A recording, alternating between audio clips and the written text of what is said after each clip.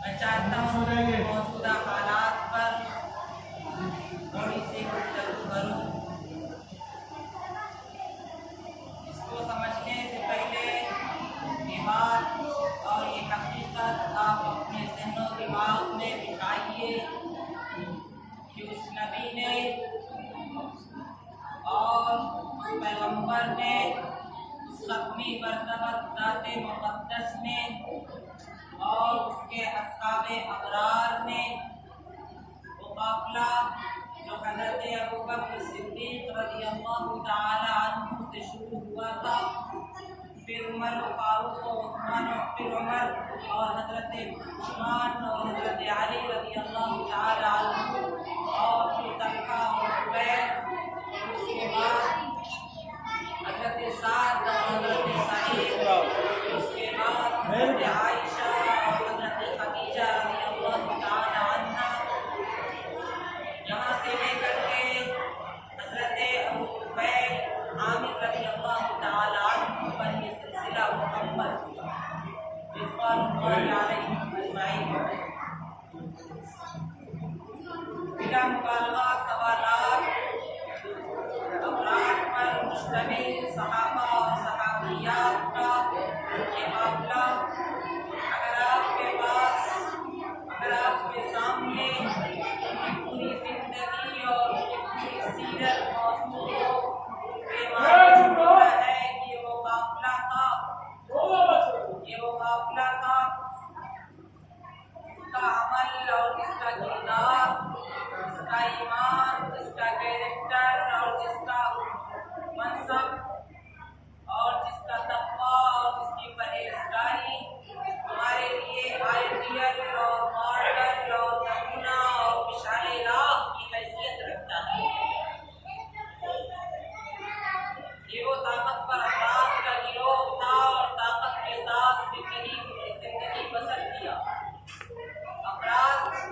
افراد میں کمی ذاتی ہوتی رہی، ظاہر ہے کہ وقتی زندگی کے حالات کچھ اور تھے، مدنی زندگی کے حالات کچھ اور تھے، ابوبکر صدیق رضی اللہ تعالی عنہ کے زمانے کے حالات کچھ اور تھے، پھر عہد فاروقی، عہد عثمانی اور حضرت علی رضی اللہ تعالی عنہ کے زمانے میں ترجیحات اور واقعات اور حالات مختلف رہے ہیں، لیکن جو چیز مشترک تھی وہ تھی ایمان کی طاقت، جو چیز مشترک تھی وہ تھی ان کے کردار کی طاقت، وہ تھی یقین کا استحکام، وہ تھا اپنے مشن میں سنجیدہ رہنا، وہ تھا اپنے موقف پر اٹل رہنا، وہ تھا حالات کے سامنے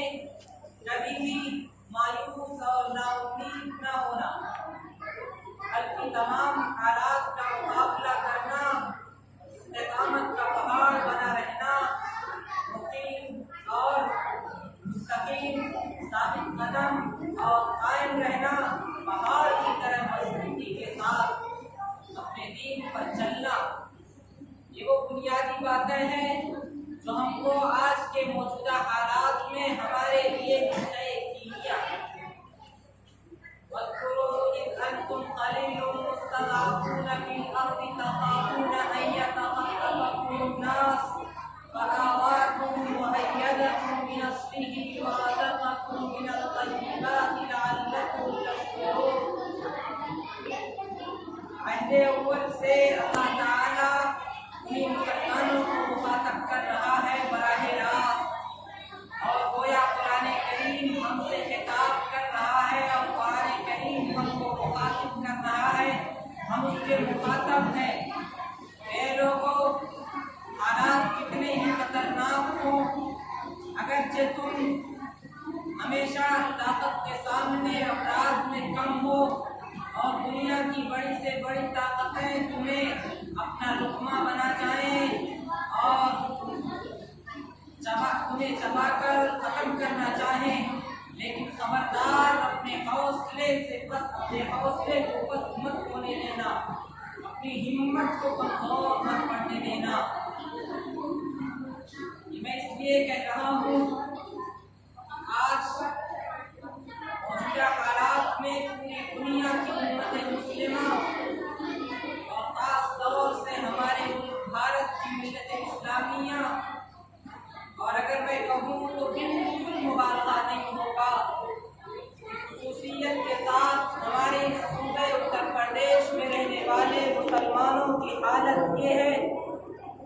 حالات کی خطرناکی کے سامنے، حالات کی ناسازگاری کے سامنے امت کا بہت بڑا طبقہ مایوس، نا امید، شکست خوردہ، مرعوبیت کی نفسیات کا شکار حالات کے سامنے سرنڈر کر چکا ہے۔ یہ ہے آج کے مسلمانوں کی صورتحال۔ آپ ریڈنگ کیجئے نوجوانوں کی صورتحال کا، آپ جائزہ لیجئے، اور ایسا محسوس ہوتا ہے کہ اس امت کا طبقہ ناموافق حالات میں بالکل اپنے آپ کو سرنڈر کر چکا ہے۔ یہ ہے مسلمانوں کی صورتحال۔ یہ اگر حالات خطرناک ہوئے تو یہ مسلمان اپنے ایمان پر، اپنے اسلام پر اس مضبوطی اور اس طاقت کے ساتھ اور اس کیفیت کے ساتھ نہیں رہ سکتے جو نارمل حالات میں ہوا کرتا ہے۔ اتنا کمزور ایمان جو نارمل حالات میں تو سلامت رہے، لیکن ایمرجنسی کی حالت میں وہ نا امیدی اور مایوسی کا شکار ہو جائے اور مسلمانوں کو نا امیدی کی طرف لے کر چلا جائے۔ حالانکہ اس نبی کو ہم مانتے ہیں، جس قرآن پاک کو ہم پڑھتے ہیں، اس نبی امی نے، اس قرآن پاک نے نا امیدی کو ایسا عمل بتایا ہے جو انسان کو ایمان سے محروم کر دیتا ہے۔ کہیں اشارتاً اور کہیں لفظوں میں قرآن کہتا ہے وَلَا تَيْأَسُوا مِن رَّوْحِ اللَّهِ إِنَّهُ لَا يَيْأَسُ مِن رَّوْحِ اللَّهِ إِلَّا الْقَوْمُ الْكَافِرُونَ۔ اللہ کی رحمت سے مایوس مت ہونا، کیونکہ اللہ کی رحمت سے مایوس وہی لوگ ہوتے ہیں جو ایمان سے محروم ہوتے ہیں۔ فرمایا وَمَن يَقْنَطُ مِن رَّحْمَتِ رَبِّهِ إِلَّا الظَّالِمُونَ۔ اللہ کی رحمت سے مایوس وہی لوگ ہوتے ہیں جو ہدایت کی راہ کو چھوڑ کر گمراہی کے دلدل میں جا پڑے ہوں۔ اور فرمایا وَلَا تَقْنَطُوا مِن رَّحْمَتِ اللَّهِ إِنَّ اللَّهَ يَغْفِرُ الذُّنُوبَ جَمِيعًا۔ اللہ کی رحمت سے مایوس مت ہونا، یقیناً اللہ تعالیٰ تمہارے گناہوں کو بخش دے گا۔ ضرورت ہے تو اس سے لو لگانے کی، ضرورت ہے تو اس سے رجوع ہونے کی، ضرورت ہے تو اس کی مخلوقات میں اس کی نشانیاں تلاش کر کر کے خدا تک پہنچنے کی۔ اس امت کے پاس قرآن کریم جیسی اتنی مقدس اور اتنی ہدایت والی کتاب موجود ہو، کیا یہ عجوبہ نہیں ہے؟ کیا یہ اس امت کا سانحہ نہیں ہے کہ اس امت کا ایک بہت بڑا طبقہ ناموافق حالات میں، ناسازگار حالات میں، ان حالات میں جب بھی نظر آتا ہے سامنے کی باتیں دندنا رہا ہے، اور شاید کہ اس کی دندناہٹ میں کبھی فرق نہ آئے، اس امت کا ایک طبقہ مایوسی اور ناامیدی کا شکار ہو کر اپنے ایمان کو کھو دیتا ہے، اس کو اپنے ایمان کی قدر و قیمت نہیں ہوتی۔ کیا اس امت کا سانحہ نہیں کہا جائے گا کہ نبی پاک کی یہ امت اور صحابہ کرام جیسی روشن اور آئیڈیل اور ماڈل جیسے جماعت کی یہ جانشین اور اس کی جگہ سنبھالنے والی یہ امت صرف اپنے منہ سے صحابہ کا نام لیتی ہو، اپنے منہ سے نبی کا نام لیتی ہو، صرف اپنے منہ سے قرآن کا نام لیتی ہو، اور باتیں صرف زبان کی بول تک رہ جائیں، تعلق سے احتجاجات تک رہ جائیں، تعلق سے جلوس اور مجلسوں تک رہ جائیں، تعلق سے میلاد النبی منانے تک رہ جائیں، تعلق سے نعروں کی حد تک رہ جائیں، لیکن عملی زندگی میں وہی مایوسی، وہی ناامیدی، وہی گھبراہٹ، وہی بے چینی، وہی بزدلی، وہی کم ہمتی، وہی کم حوصلگی، جس کا دور دور تک ہمارے روشن تاریخ رکھنے والے اسلاف سے کوئی تعلق نہیں۔ میں استقامت کے حوالے سے ایک واقعہ آپ کو سناتا ہوں۔ حضرت عبداللہ ابن حذافہ رضی اللہ تعالی عنہ 150 افراد کے ساتھ روم سے جنگ کرنے میں مشغول تھے۔ ایک نوجوان تھے، خوبصورت تھے، نبی کے غلام تھے۔ رومی حکمران ان کو پکڑ کر لاتا ہے اور کہتا ہے اے عبداللہ تم تو گرفتار ہو گئے، اگر تم میری بات مان جاؤ اور میرا مطالبہ تسلیم کر لو تو میں تمہیں چھوڑ دوں گا، تمہیں آزاد کر دوں گا۔ عبداللہ نے کہا اے رومی حکمران تم اپنا مطالبہ بتاؤ، اگر ماننے لائق ہوگا تو ہم مان جائیں گے ورنہ ہرگز نہیں مانیں گے۔ اس رومی حکمران نے کہا اے نوجوان، اے نبی کے امتی، اے قرآن پر ایمان رکھنے والے، ہمارا مطالبہ اتنا بڑا نہیں ہے، ہمارا مطالبہ ایک چھوٹا سا ہے کہ تم ہماری عیسائیت میں داخل ہو جاؤ، تم عیسائی بن جاؤ، میں اپنی بیٹی سے تمہارا نکاح کر دوں گا، اپنی سلطنت میں تمہیں شریک کر دوں گا، لوگ تمہیں رومی حکمراں کا داماد کہیں گے، تمہیں منصب عطا کیا جائے گا، تمہیں عزت ملے گی۔ یہ 1450 سال پہلے کا واقعہ ہے، لیکن جب اس کو سنا جاتا ہے اور پڑھا جاتا ہے تو روکتے کھڑے ہو جاتے ہیں۔ حضرت عبداللہ تڑپ اٹھے، انہوں نے کہا اے رومی حکمراں تم چاہتے ہو کہ ہم عیسائیت میں داخل ہو جائیں، ہم تمہارے مذہب کو قبول کر لیں؟ اگر تم یہی چاہتے ہو کہ ہم قرآن کو چھوڑ دیں، اپنے دین کو چھوڑ دیں، اپنی شریعت کو چھوڑ دیں، محمد کی غلامی سے دستبردار ہو جائیں تو سن لو، آج نہیں قیامت کی صبح تک میرا یہی اعلان ہے کہ نبی پاک صلی اللہ علیہ وسلم کی غلامی تو دور کی بات، پورا قرآن چھوڑنا تو دور کی بات، پوری شریعت کو چھوڑنا تو دور کی بات، میرے نبی پاک نے اس سنچے میں استعمال کرنے کے لیے ڈھیرے کی جو ترتیب بتائی ہے، اس ترتیب کو بھی ہونے کے لیے ہم تیار نہیں۔ رومی حکمراں نے کہا میں گرفتار کر لوں گا، تمہارے پیر میں بیڑیاں ڈال دوں گا، تمہارے ہاتھ میں ہتھکڑیاں پہنا دوں گا۔ حضرت عبداللہ نے کہا لا تموتن الا وانتم مسلمون، قرآن کہتا ہے یا ایھا الذین آمنوا حق تقاتہ ولا تموتن الا وانتم مسلمون۔ انہوں نے کہا اگر ایمان پر موت آئے گی تو ٹھیک ہے، میرا مرنا ایمان پر ہوگا، اگر ایمان کے ساتھ زندگی بسر ہوتی ہے تب تو ٹھیک ہے، لیکن اے رومی حکمراں تم اگر یہ چاہتے ہو اور کہ ہمیں اپنی بیڑیوں سے اور اپنی ہتھکڑیوں سے اور اپنے دھمکیوں سے ڈرا سکتے ہو تو تمہاری بیڑیاں، تمہاری ہتھکڑیاں ہمارا کچھ بگاڑ نہیں سکتی۔ یہ تھی استقامت، یہ تھا جذبہ ایمان، یہ تھا کفر کے سامنے ڈٹے رہنا، یہ تھا اپنے مشن میں سنجیدگی اختیار کرنا، یہ تھا پہاڑ کی طرح مضبوطی کے ساتھ جمے رہنا۔ آج کل اس امت کے لوگ، ہمارے نوجوانوں کی حالت یہ ہے کہ حالات ناسازگار ہوتے ہیں تو اپنے ایمان سے محروم ہو جاتے ہیں۔ اس کی سب سے زیادہ ہمیں فکر کرنے کی ضرورت ہے۔ اس میں سب سے بڑا دخل اگر کسی چیز کا ہے وہ تعلیم کا دخل ہے۔ ہم نے اپنے نوجوانوں کو ایسے ماحول میں پالا ہے جہاں یہ طے کر دیا گیا ہے کہ انسانوں کے اندر بے حیائی عام کر دی جائے گی، انسانوں میں ان کے اندر سے شرم کھینچ دی جائے گی، عورتوں کے دوپٹہ نکال لیا جائے گا، عورتوں کو ننگا کر کے مردوں کو بھڑکایا جائے گا، عورتوں کو ان کے سامنے پیش کر کے ان کے جنسی جذبات کو بھڑکایا جائے گا تاکہ وہ نوجوان پاگل اور دیوانہ بن کر کسی کی عزت لوٹیں، کسی کی عزت پر ہاتھ ڈالیں، کسی کا دوپٹہ کھینچیں۔ آج کی صورتحال میں سب سے بڑا حملہ، سب سے بڑا اٹیک اگر کسی چیز پہ ہو رہا ہے وہ ہمارے عقیدے پر ہو رہا ہے، ہمارے ایمان پر ہو رہا ہے۔ ہماری وہ نوجوان نسلیں، ہماری وہ مائیں اور بہنیں آج اپنے ایمان سے دستبردار ہو رہی ہیں۔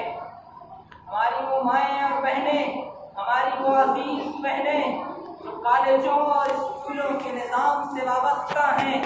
ان کا ایمان متزلزل ہو رہا ہے، ان کا ایمان سلامت نہیں ہے، ان کا ایمان اس کیفیت کے ساتھ سلامت نہیں رہتا۔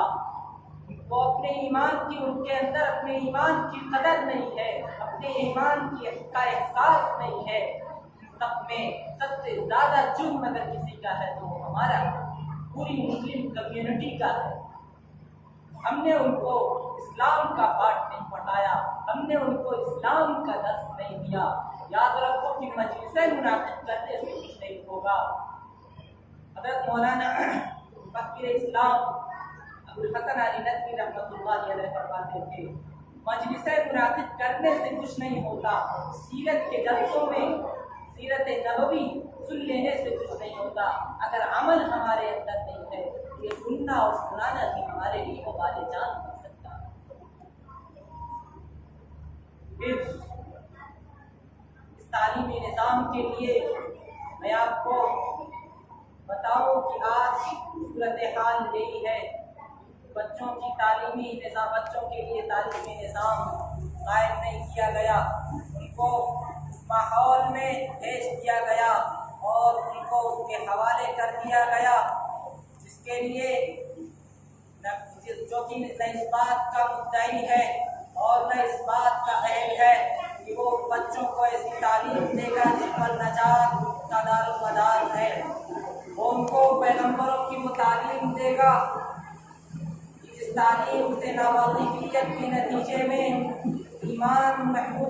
سے انسان محروم ہو جاتا ہے، اس کی آخرت تباہ ہو جاتی ہے۔ یاد رکھو پہلے زمانے میں یہ تعلیم سرکاری تعلیم تھی ایسی نہیں تھی، بلکہ پہلے بلی اور کتوں کے قصے تھے، اس سے بہت زیادہ ہمارے عقیدوں پر اثر نہیں پڑتا تھا۔ لیکن آج یہ صورتحال نہیں ہے، آج سرکاری نصابی کتابوں میں عقیدوں پر اثر ڈالنے والے مضامین اور اسباق اور وہ قصے ڈالے گئے ہیں جس سے انسان کا اور بچوں کا عقیدہ بگڑ جاتا ہے اور بچوں کو اجتماعی طور پر ایسے ایسے کام کرنے پڑتے ہیں جو اسلام کے عقیدے توحید کے دل کی منافی ہے۔ میں اس سے نکلنے کا ایک حل بتاؤں کہ اگر بچوں کے لیے باہری اور خارجی اور اضافی کوئی تعلیم کا انتظام نہیں ہے، جو سائیکل میں بریک کے قائم مقام ہو، جو بچوں کے لیے ان کے ایمان کے تحفظ کا انتظام کرنے والی ہو، اسی طرح اگر بچوں کے لیے کوئی توحیدی اور اسلامی ڈوز دیا جاتا ہو، کوئی مکتب اور دینی کوئی حلقہ، دینی کوئی کتاب ہو، ان کے والدین ان کو دین کی بات بتاتے ہوں، دین کی تلقین کرتے ہوں، دین کا ماحول ہو، گھر میں اسلامی ماحول ہو، تب تو یہ بات سمجھ میں آتی ہے۔ لیکن اگر ایسا نہیں ہے تو میں صاف کہتا ہوں کہ آپ نے ایسا عمل کر کے ان کے کانوں میں یہ بات کہی ہے کہ بیٹا اسکول میں جو پڑھایا جائے گا پوری طور پر تم اس کو ماننا، یہ بالکل اس کے کان میں کہنے کے مرادف ہے کہ آپ نے اس کو اسکول میں داخل کر دیا لیکن باہر سے کوئی خارجی اسلامی تعلیم کا انتظام نہیں کیا۔ یہ بالکل اسی لیے ہے کہ ہم نے اس کے کان میں کہہ دیا اے بیٹا جو ٹیچر تمہیں پڑھائیں گے، جو ماسٹر صاحب تمہیں پڑھائیں گے اس پر بالکل 100% عمل کرنا۔ میں مخالف نہیں ہوں سرکاری تعلیم اور انگریزی تعلیم کی، لیکن سب سے پہلے اور سب سے ضروری کام یہ ہے کہ ان کو اسلامی تعلیم دی جائے، ان کو اسلام کا پاٹ پڑھایا جائے۔ حالات جبکہ ہم کو یہ پتہ ہے کہ آج کل بچوں، چھوٹے چھوٹے بچوں پر جنسی تعلیم لاگو کر دی گئی ہے، چھوٹے چھوٹے بچوں پر ایسی تعلیم لاگو کر دی گئی ہے جس سے ان کے اندر بچپن سے ہی جنسی جذبات اور سیکسول جذبات بھڑکتے ہیں۔ مخلوط تعلیم کا انتظام کیا گیا جس سے وہ بچپن میں ہی بگڑتے اور منحرف ہوتے رہتے ہیں۔ حالات اتنے خطرناک ہو چکے ہیں، بہت چونکا دینے والی صورتحال ہے، سیلاب ہمارے گھروں تک آ گیا ہے، علماء کے گھرانے بھی محفوظ نہیں رہیں گے۔ میں صاف کہتا ہوں اگر جنگی پیمانے پر ہم نے اس کام کو شروع نہیں کیا، زیادہ کچھ نہیں کرنا ہے کہ مستند عالم دین بلائیے مجلس مسجد میں مردوں کی مجلس اور کسی گھر میں عورتوں کی مجلس منعقد کر کے